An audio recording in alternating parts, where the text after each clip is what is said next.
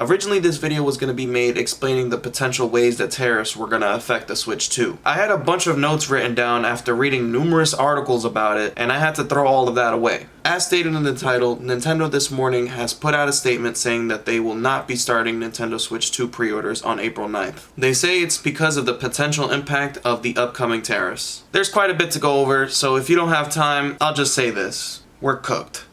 There's been a lot of speculation on social media about how Nintendo was going to be releasing this console because of this real-world situation. To give a light explanation on tariffs, it's just another import tax. That means things from outside of the United States will be more expensive. It was done to make more business flow inside of the US. Nintendo recently shifted their manufacturing locations to both Vietnam and Cambodia to try to avoid the tariffs because their main location was in China. This would prove to be a grave error as the percentages in both of those countries are going to be extremely high. And by extremely high, I mean the highest in the world. Vietnam is at 46% and Cambodia is at 49%. I'll do the math for you. $450 times 46% is $207, which means that the Switch 2 could be $657.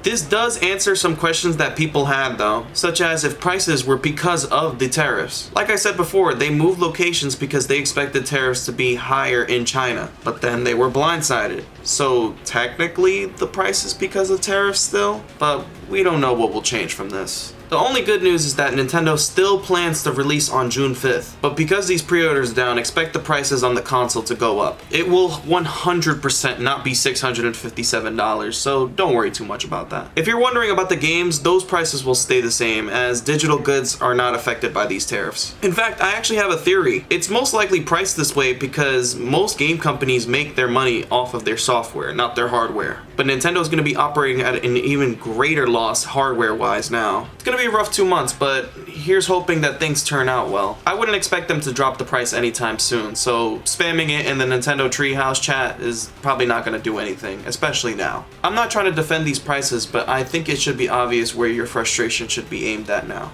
By the way, this affects every game company, not just Nintendo. So if you're a gamer of any kind and you voted for this, please understand that this is your fault. Thanks for watching.